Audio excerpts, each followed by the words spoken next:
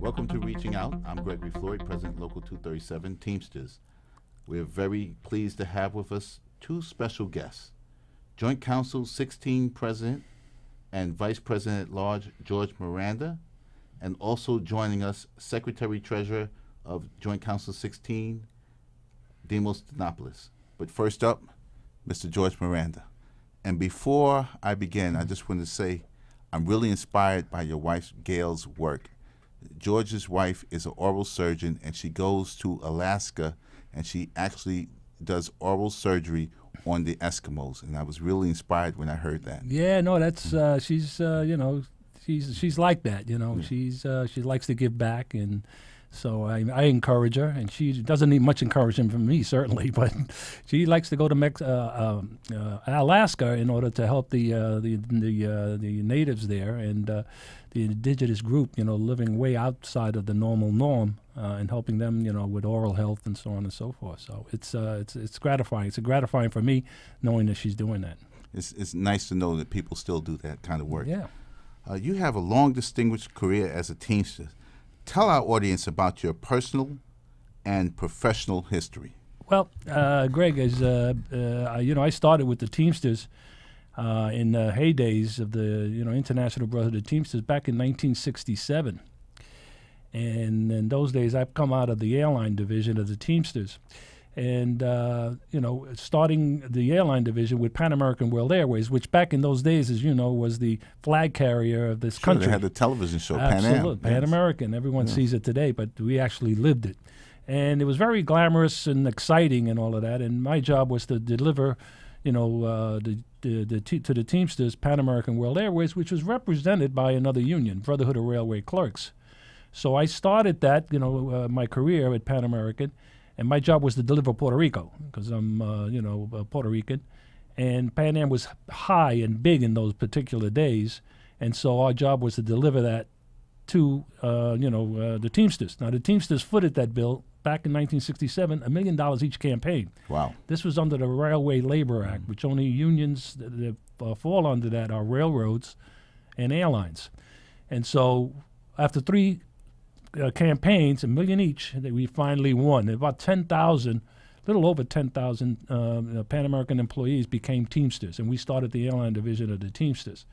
And from there, we had I had my own local union, and continued on working until I got the position with Joint Council 16 as the administrative assistant to Barry Feinstein back in those days, and continued to work from there up until my current position, which is Vice President at Large with the International Brotherhood of Teamsters. So you have a wealth of knowledge of the Teamsters organization. You could you just told me a lot. Yeah, no, it goes back a long, long time. With various machinations of the different people, including Hoffer's father and present president Jimmy Hoffer Jr. Who put this whole thing together, and it's been very, very gratifying for me to see the evolution of the Teamsters over this period of time, and the work that it does on behalf of working men and women.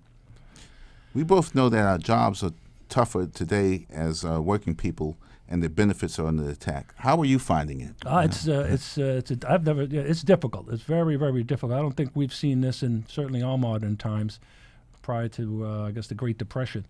They eroded the middle class. As you look at the middle class, and everyone, depended on going to middle class jobs, and that's where unions came in. And the idea was that they put food on the table. They were able to educate their families, pay their mortgages. And the idea was there was the big thing in the world to belong to a union and make sure that they became, middle class, be able to afford all of that. Today, you're either very rich or you're down below very, very, very poor. Like unfortunately, we call them the working poor. That's right. That's who exactly we represent, too. That's who we represent is really the working poor. And, we say that, but it's just true, because if you don't have a tremendous amount of money, you're poor. You may be working, but you're still poor. You're trying to make ends meet. So, unfortunately, what's happened today with the collapse of the, the economy and all of that, and the war on workers, that we're facing with, it's constantly beat on the unions who represent the working men and women of this country. George, thank you for coming on Reaching Out. Greg, thank you so much for this opportunity.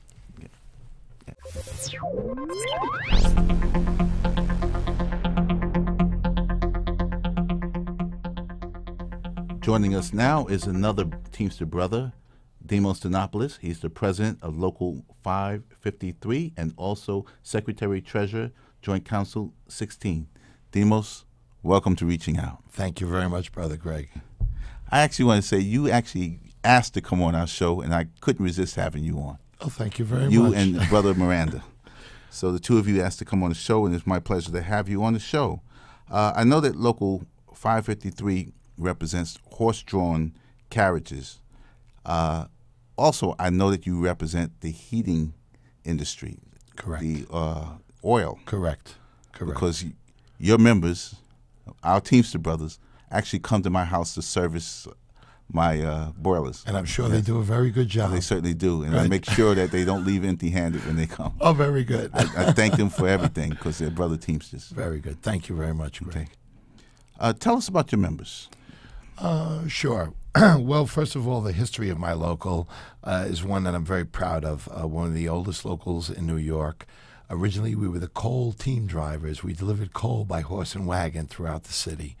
And then over the years, as the coal disappeared and the heating oil came in, fuel oil, that became the bulk of our industry and still is today. And we also represent, besides the heating oil industry, we also represent the aircraft fuelers at JFK Airport that work for Allied Aviation. We have about 300 people working there. And also, as you mentioned, the horse carriage industry, which kind of put us on the map because it's a good PR thing. Yeah. Well, you know, horses and Teamsters go hand in hand. Absolutely, absolutely. Back to roots. their history, yes. You have a long history as a Teamster and then a union leader. Tell us about your history. I became a Teamster in 1978. I was a former oil truck delivery driver. I worked for a company, very old company, which no longer is around. They got consumed by another larger company, but Barron Clough Fuel in Cypress Hills on Jamaica Avenue. My father started there in 1967. Prior to that, as he was a member of Local 757, the ice cream local. And back in the day, a lot of the ice cream men, because they had nothing to do in the wintertime, would drive oil trucks. So that's how I became a Teamster. And been very fortunate and been honored to serve my coworkers as shop steward and then as a trustee on the executive board, Local 553, and just about every position. And since 2004, I've been the principal officer of the local, and I'm very proud of that. Did you ever think when you became a Teamster and the labor leader that you would see labor under attack the way it's being attacked today? Never. What are your feelings on that? It's upsetting because rather than concentrating, as we used to often in the old days, on just primarily on organizing, it seems that we are on the defensive.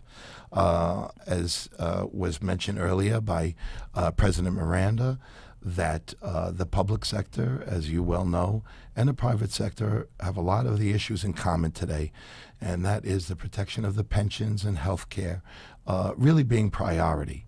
But money you can make anywhere. It's the benefits that are the things that are most important to our members, especially when they have families. You've been outspoken on key labor issues.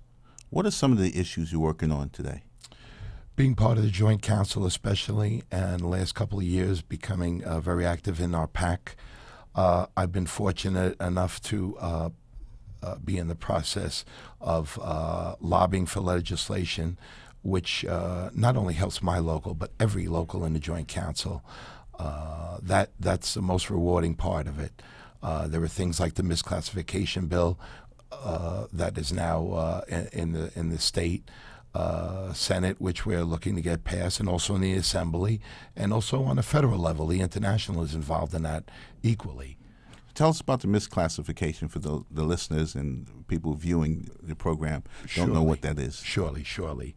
Often employers will engage individuals, and even though they perform work solely for that employer, they are misclassified as an independent contractor. Meanwhile, they are not able to perform any kind of work for any other company other than that sole company, all the costs go to them. So in other words, there is no compensation cost, no unemployment costs, no health insurance, not even a fuel surcharge. One of the days where we had a very successful lobby day up in Albany, where we had with us almost 250 Teamsters, and this was one of the bills that we were up there to discuss. We had with us, George Miranda had brought along a port driver who specifically was able to give the politicians an idea of what his life is working under these conditions, and yet have no rights whatsoever. If he were to go to the individual company that he's working for and ask for a fuel surcharge, no, you're not getting a penny. You don't like it? Get out. We'll get somebody else. And unfortunately, these days, the company is in a position where it's easy for them to find somebody to do that. So meanwhile, they're being abused. You've been listening to Reaching Out. Our very special guests were President George Miranda, Joint Council 16 President, and also Demopoulos, Joint Council 16 Secretary Treasurer. And I'm Gregory Floyd, President Local 237, saying thank you for listening and see you next time. Thank you, Greg. Thank you.